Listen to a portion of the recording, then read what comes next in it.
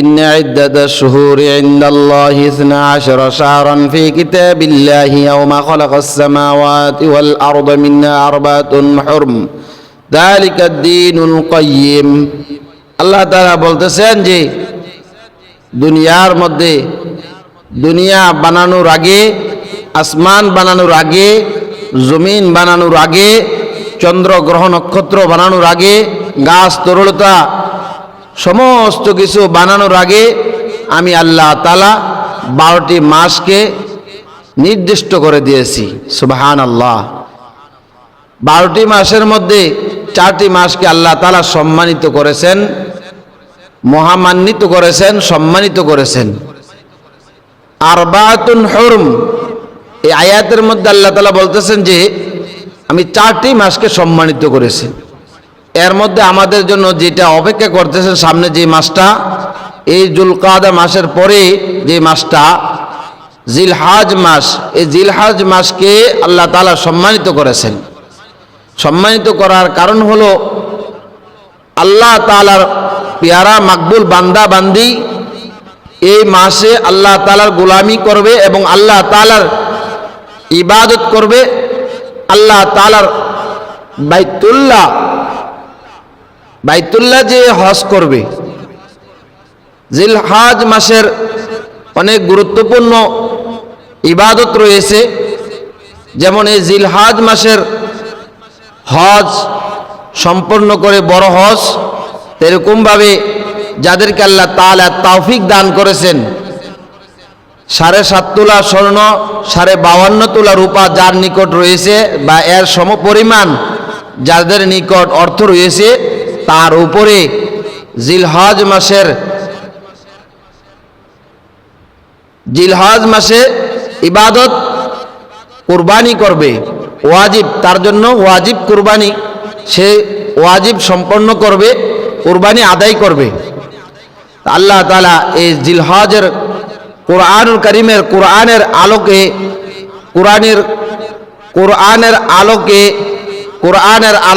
কুরবানির 10টি শিক্ষা, কোরআনের আলোকে কুরবানির 10টি শিক্ষা। 1 নম্বর হলো তাকওয়া ভিত্তিক জীবন। 1 নম্বর হলো তাকওয়া ভিত্তিক জীবন।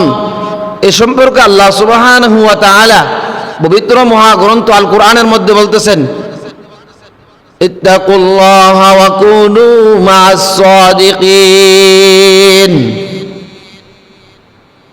ইত্তাকুল্লাহা ওয়া কুনু মা'আস সাদিকিন।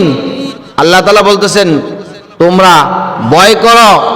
কাকে ভয় করবা? যিনি আসমান জমিন চন্দ্র গ্রহ নক্ষত্র এবং সমস্ত মাখলুক, যা দেখতেছি না দেখতেছি, যা বুঝতেছি না বুঝতেছি, যা পাইতেছি না পাইতেছি, সব কিছুর মালিক যিনি আল্লাহ, তিনি এই জন্য বলতে ইত্তাকুল্লাহ, তোমরা ভয় করো, আমাকে ভয় করো। এবং তিনি বলতেছেন যে ওয়াকুনু মা'আস সাদিকিন, আল্লাহ তাআলা বলতেছেন যে তোমরা সাদিকিনদের অন্তর্ভুক্ত হয়ে যাও। তাহলে সামনে যে আমাদের কুরবানির ঈদ আসতেছে, গরু পশু আল্লাহর নামে কুরবানি করব, জবাই করব, এইটার জন্য 1 নম্বর হলো তাকওয়া ভিত্তিক জীবন। যার তাকওয়া রয়েছে এবং মুমিন মুত্তাকিনদের অন্তর্ভুক্ত হয়েছে, আল্লাহর নামে যে কুরবানি করবে তার কুরবানিটা আল্লাহ তাআলার কাছে সবচেয়ে গ্রহণযোগ্য হবে। 2 নম্বর হলো তাওহীদ ভিত্তিক জীবন। আমরা যে কুরবানি করব, এই কুরবানি কার জন্য? একমাত্র আল্লাহর জন্য। এজন্য আল্লাহ তাআলা পবিত্র মহাগ্রন্থ আল কোরআনের মধ্যে বলতেছেন ফাসাল্লি লিরাব্বিকা ওয়ানহার। আল্লাহ তাআলা তার পয়গম্বর নবী মুহাম্মদ রাসূলুল্লাহ সাল্লাল্লাহু আলাইহি ওয়াসাল্লামকে বলতেছেন, হে পয়গম্বর, তুমি নামাজ আদায় করো, নামাজ কায়েম করো, নামাজ আদায় করো, ওয়ানহার, এবং আমার নামে তুমি কুরবানি করো। সুবহানাল্লাহ। এজন্য এই তাকওয়া তাওহীদ ভিত্তিক জীবন, যে আল্লাহর জন্য সব কিছু করব, নামাজ পড়বো আল্লাহর জন্য, কুরবানি করবো আল্লাহর জন্য, হ্যাঁ সব কিছু করবো আল্লাহর জন্য, তাওহীদ ভিত্তিক জীবন। 3 নম্বর হলো একনিষ্ঠতা। আমরা যে কুরবানিটা করব এটার ভিতরে খালেস থাকতে হবে, যে আল্লাহর জন্য করব, হ্যাঁ, এই জন্য আল্লাহ তাআলা দেখেন বলতেছেন লা ইয়ানালাল্লাহা লুহুমুহা ওয়ালা দিমাউহা ওয়ালাকিন ইয়ানালুহুত তাকওয়া মিনকুম।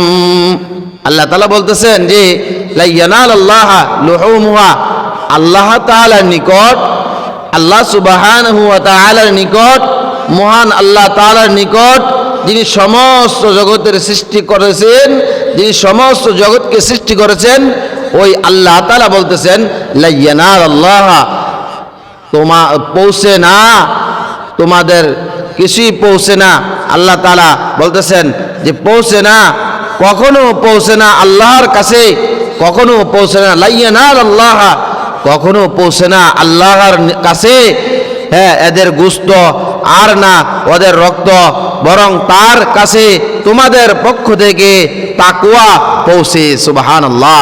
যে আল্লাহ তাআলা বলতেছেন হ্যাঁ, কখনো পৌঁছে না, লা ইয়ানালাল্লাহা, কখনো পৌঁছে না গোশত, ওয়ালা দিমাউহা, রক্ত, ওয়ালাকিন ইয়ানালুহুত তাকওয়া, এবং পৌঁছে না, হ্যাঁ, তার নিকট পৌঁছে শুধু তাকওয়া। যে আল্লাহ তাআলা বলতেছেন যে তোমাদের নিকট থেকে যে কোরবানিটা করা হয় সেটা তোমাদের তাকওয়া পৌঁছে, কিন্তু গরু গোশত এবং এর যে রক্ত রয়েছে, এই পশুর যে অঙ্গ প্রত্যঙ্গ যা কিছু রয়েছে কিছুই আল্লাহ তাআলার নিকট পৌঁছে না, শুধু পৌঁছে আল্লাহ তাআলা বলতে তাকওয়া, শুধু তাকওয়া পৌঁছে। এই জন্য যখন কোরবানি করব, হ্যাঁ, এক আল্লাহকে ভয় করে, এক আল্লাহকে খুশি করে হ্যাঁ কোরবানি করব, এতে আল্লাহ তাআলা আমাদের কোরবানিকে আল্লাহ কবুল করে নেবে।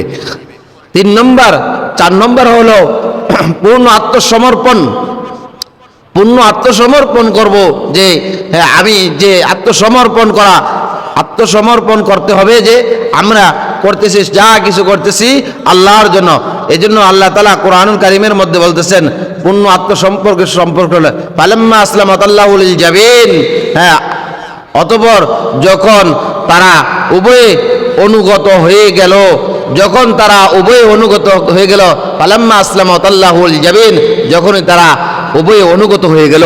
এটা কাকে বোঝানো হয়েছে? যে হযরত ইব্রাহিম আলাইহিস সালাম, তার আদরের সন্তান, তার প্রিয় সন্তান, তার মহাব্বতের সন্তান, তার খুব ভালোবাসা সন্তান, সেই ইব্রাহিম আলাইহিস সালাম ইসমাইল আলাইহিস সালামকে যখন কোরবানি করতে নিয়েছেন, তখন তাদের ভিতরে হ্যাঁ পূর্ণ আত্মসমর্পণ ছিল, যে এক আল্লাহর জন্য কোরবানি, কারোর জন্য কোনো কোরবানি নয়।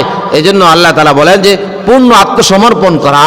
হ্যাঁ, 5 নম্বর হলো আত্মত্যাগ করা। হ্যাঁ, 6 নম্বর হলো আদর্শ পরিবার গঠন করা। হ্যাঁ, আমার পরিবার পরিজন, আত্মীয় স্বজন, পাড়াপতি মহল্লাবাসী যারা রয়েছে, পরিবার পরিজন, আত্মীয় স্বজন, পাড়াপতি মহল্লাবাসী যারা রয়েছে, হ্যাঁ, তারা যেন একটা সুন্দর, সুষ্ঠু এবং সুন্দরভাবে কোরবানি করে, যেই কোরবানির মাধ্যমে মানুষে কিছু শিখতে পারে, যেই কোরবানির মাধ্যমে মানুষে নবীর প্রেম, ভালোবাসা, আল্লাহ তাআলার মহাব্বত দিলের মধ্যে পয়দা হয়। এই জন্য আদর্শ পরিবার গঠন করা। 7 নম্বর হলো ভুলের জন্য বেশি বেশি তওবা করা, যে আমার কোরবানিতে কোনো জায়গায় ভুল হলো কিনা, আমার কোরবানির মধ্যে কোনো জায়গায় ত্রুটি আছে কিনা, এই জন্য বেশি বেশি করে রব্বে কারিমের দরবারে তওবা করা। আল্লাহ তাআলা তুমি আমার কোরবানি কবুল করো। হ্যাঁ আল্লাহ, তওবা করতেছি, এই কোরবানি তো হ্যাঁ আল্লাহ তাআলা তোমার পয়গম্বর হযরতে ইব্রাহিম আলাইহিস সালামের পক্ষ থেকে তুমি কবুল করেছো। আল্লাহ, সেইভাবে যেন আমার কোরবানিটা কবুল হয় তোমার নিকট, তুমি আমার কোরবানি কবুল করো। এই জন্য আদর্শ ভুলের জন্য তওবা করা।